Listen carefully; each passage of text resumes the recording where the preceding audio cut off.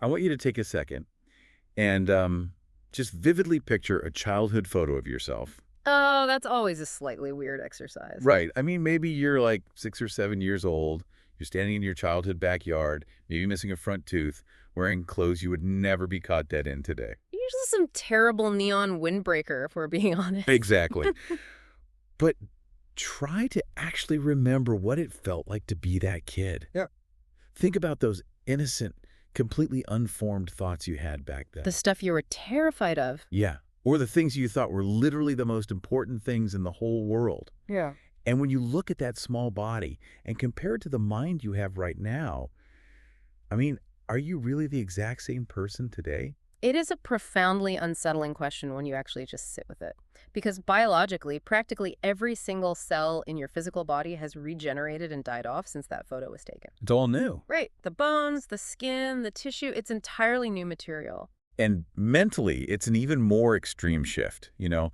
Think about the sheer volume of data you've absorbed since that photo was snapped. Oh, yeah. The heartbreak, the career triumphs, just the mundane daily routines. The massive shifts in your political or social worldview. Your internal life experiences have rewired you so drastically that, honestly, the kid in the photo is practically a stranger. You share a legal name and a social security number, but internally, the person you were at 7 is gone. Right, you've undergone this massive, invisible metamorphosis. And we just accept this reality within the boundaries of a single human lifetime. We casually acknowledge that our identity is incredibly fluid from decade to decade. We even celebrate it. We call it like growth or maturing. Yeah, exactly. But if you can completely shed your identity and become a different person while you were still breathing, what exactly happens when you stop breathing? That is the million-dollar question. Right. If the physical body gives out and the memories decay, is there anything left to carry over? And that's the mission of today's deep dive into the source material. Yes, exploring what the text calls the identity paradox. It's this fascinating collision of analytical philosophy, cognitive science, and contemporary Buddhist thought. And it looks entirely at the mechanics of what they call the mind stream.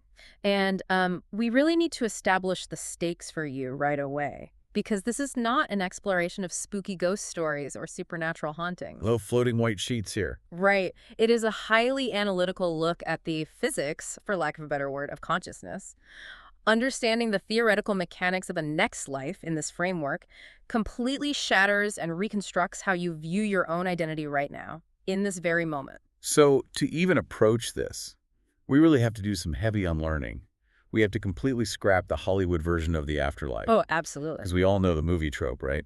Someone passes away, and this growing, translucent, solid version of them, a soul that looks exactly like them, floats up. Complete with their sarcastic personality and maybe their favorite jacket. Yeah, they pack their bags, float upward, and just move to a new body or a new realm. The classic Ghost in the Machine narrative, well, the source material completely rejects this idea. It dismisses the concept of a permanent, solid self that just relocates like a renter moving to a new apartment. Okay, so if it's not a solid object transferring, what is it? The text argues that what we actually are is a continuous, unbroken stream of cause and effect. A stream of cause and effect. I mean, that is incredibly abstract. It is. It's a lot harder to visualize than a glowing blue ghost floating out of a hospital bed. It's definitely abstract, which is why the source breaks this stream down into two highly specific, constantly interacting elements of consciousness. Okay, let's get into the mechanics. So the first element is called citta, which translates roughly to the mind, or just pure awareness. But you shouldn't think of citta as your personality. What is it then?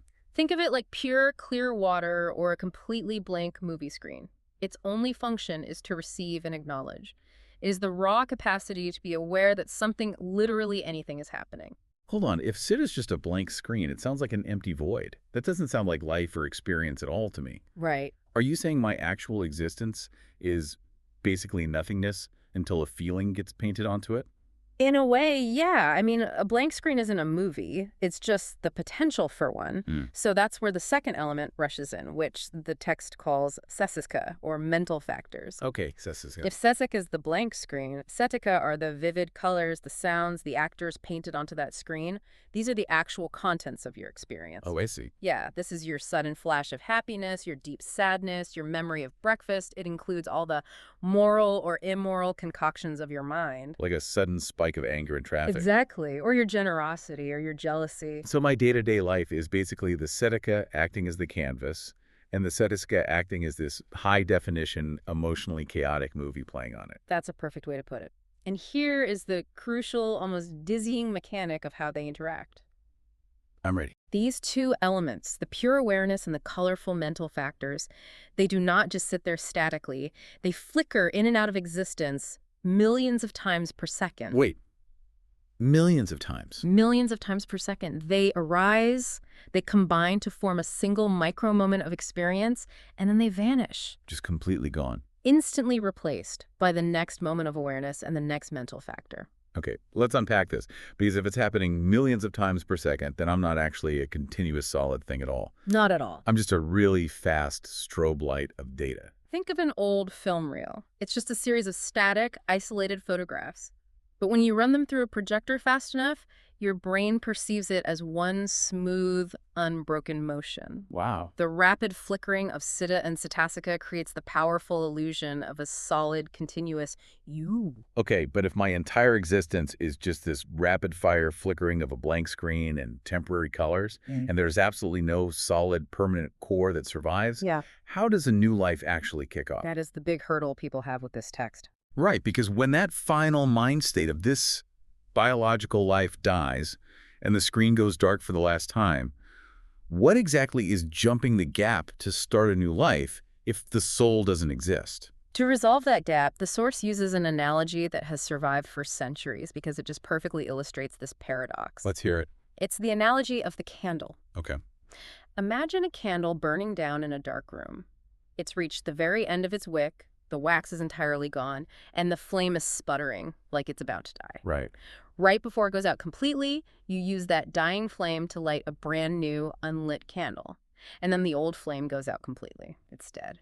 Is the flame on the new candle the exact same fire as the old one? Well, obviously not. I mean, the original fire went out. It's a completely new flame burning on a new wick, consuming new wax. Exactly. But that new flame exists purely because it received the heat, the fuel, and the energy from the old one. Oh, I get it. The physical substance didn't transfer, but the energy did. So in the context of the mind stream, The dying thought moment of a life transfers its unresolved energy, its momentum, and what the source calls its karma to spark the very first thought moment of a new life. so it's an unbroken chain of cause and effect. Yes, even though the original candle is completely gone. Wait. If the wax is gone and the flame dies, why does it magically light a new candle?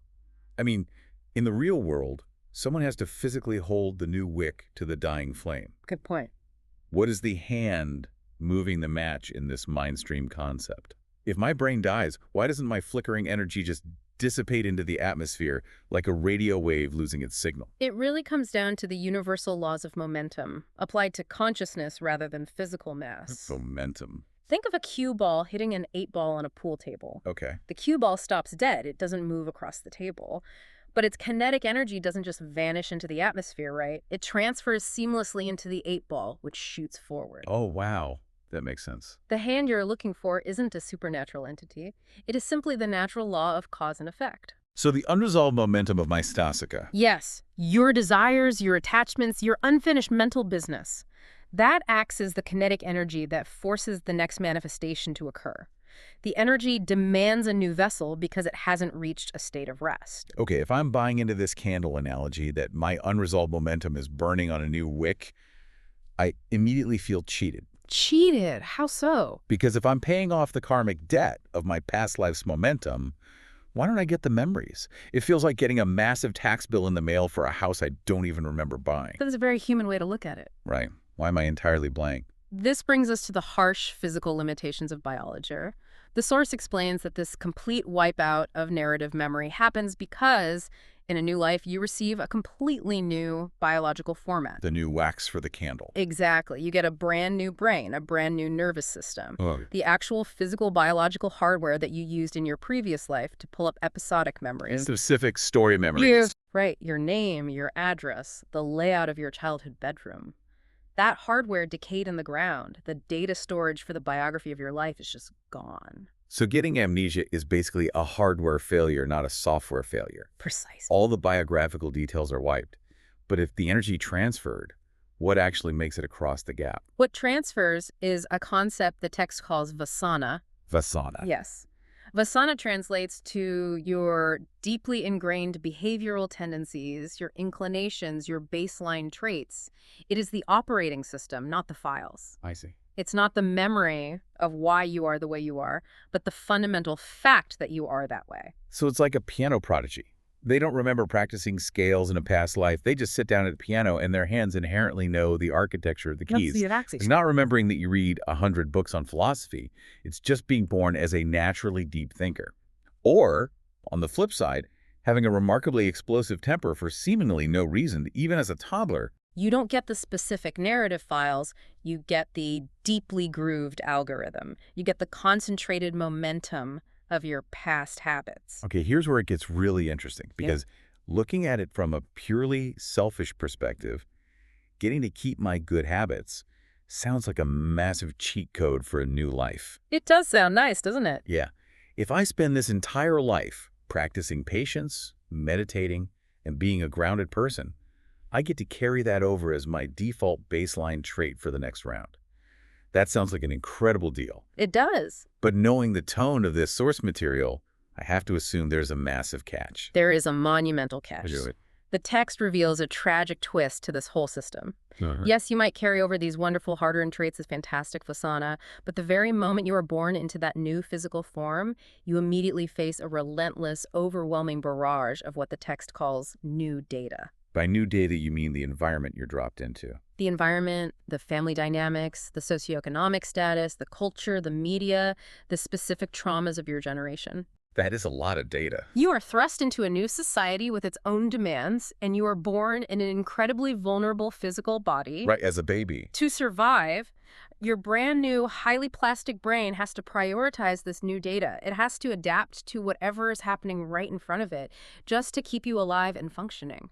So even if I brought over this beautiful, gentle Vasana from a past life, if I'm born into a hyper-competitive, deeply cynical environment where showing weakness means you get completely crushed, yes, my brain is going to rapidly download, be cynical and aggressive as the new data just to survive middle school.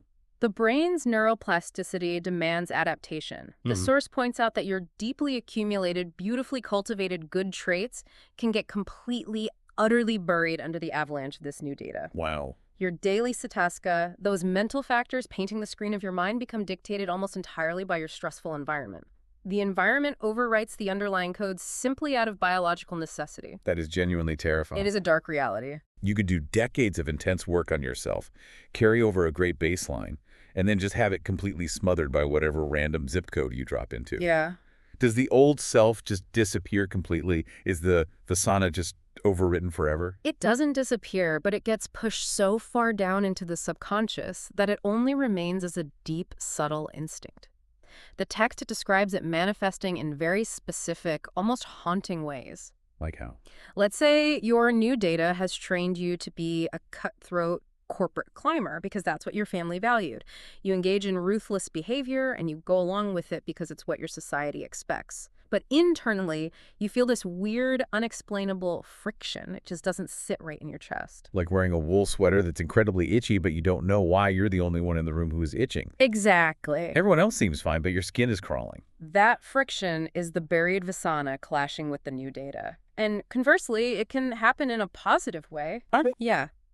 You might be walking down the street, deeply embedded in your mundane routine, and you casually hear a fragment of a philosophical idea, or you see a specific type of architecture, and your mind experiences this sudden, profound click. Oh, an immediate, inexplicable resonance. Yes. That click is such a universal experience. We've all had those moments where a concept, or even a stranger, feels deeply familiar and deeply right, for no logical reason. That click is the new data momentarily peeling back, allowing your old Vasana, your core tendencies, to vibrate freely for a microsecond. That's actually kind of beautiful. It is, but the source notes the tragic nature of this cycle. Because the new data of modern society is so incredibly loud and dominant, it often takes a massive life crisis to break its hold. A crisis. A severe illness, a devastating career failure, or simply reaching your 70s and realizing the new data didn't make you happy at all. It takes a sledgehammer to finally crack the shell of that societal conditioning and return to the actual core traits you brought with you. People spend entire lifetimes buried under the new data of who they were told to be before finally unearthing their actual foundation. Which brings me to a massive existential roadblock here. Uh-oh. No, seriously. If my entire self, the person I think I am every single day, is really just this flickering screen of temporary cetasika, completely overwritten by the loud new data of my environment, Following you. and this permanent true soul doesn't even exist, shouldn't I just throw my hands up? Ah. What is the point of trying to be a good person or a successful person if it's all just a temporary shifting illusion? Yeah. Why not just lie on the couch and let the data wash over me? You've walked right into the exact trap that the source material warns against. The couch trap. Falling into a state of spiritual apathy or nihilism. This introduces what the text refers to as the central dark comedy of our existence. The identity paradox. You're saying the paradox is that we know it's fake, but we have to care anyway. Yes. The paradox is this. Even when you study this material, even when you intellectually realize that your self isn't permanent, as long as you haven't reached the ultimate finish line of enlightenment or total liberation, you must intentionally build and maintain a strong identity. Wait. The text spends all this time tearing down the concept of the self, It does. proving with brutal logic that it's just a flickering stream and a random accumulation of environmental habits, and then turns around and says, but you still have to build one anyway. It is the ultimate cosmic irony. And to explain why, the source shares a brilliant analogy about building a raft. Okay, lay it on me. Imagine you are trying to cross a massive turbulent ocean to reach a peaceful shore on the other side.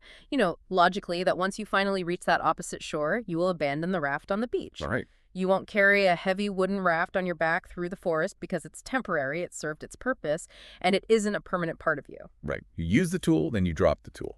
Makes total sense. But imagine you are currently treading water in the very middle of the deep, raging ocean. And you suddenly have this profound philosophical realization, the raft isn't permanent. It isn't real in an ultimate sense. Therefore, I simply won't bother building or maintaining one. You drown. You drown immediately and miserably. You drown immediately, and that is the paradox. You have to build the raft to survive the ocean, even while knowing you will eventually abandon it. Wow. In the context of your life, you have to build an identity to survive the chaos of existence, even while knowing it is ultimately a temporary construct. So what does this all mean? It's kind of like going to a corporate office job every day in a giant polyester mascot suit. A mascot suit? Yeah, you are wearing this big fuzzy head. Huh? You still have to show up, you still have to file the paperwork, and you still have to attend the meetings so you don't get fired and starve. I love that analogy because most people think they are the mascot suit. They spend their entire lives frantically grooming the fur of the suit, constantly comparing their suit to their neighbor's suit. Just completely forgetting there is a vulnerable consciousness inside of it. Exactly. But when you understand this philosophy, you still wear the mascot suit. But if someone spills coffee on it, or if the suit gets a bad performance review, you don't have a total existential breakdown. Because you know you aren't the suit. Right. You inhabit the identity, but you do not let the identity inhabit you. The text is telling you to build a high-quality, temporary identity. So you still need to study, work hard, take care of your physical body. And actively feed your mind good data. You do all of this so your stream doesn't drift downward into chaos and suffering. But you do it with a secret internal smirk. A smirk. You participate in the world, you play the game, but you aren't completely fooled by it. You use the ego to eventually transcend the ego. This is a massive amount to process. I mean, we've gone from looking at childhood photos to deconstructing the mind into flickering screens and paint. It's quite a journey. Dying candles transferring momentum, biological hard drives getting wiped, and now we are floating on rafts in corporate mascot suits.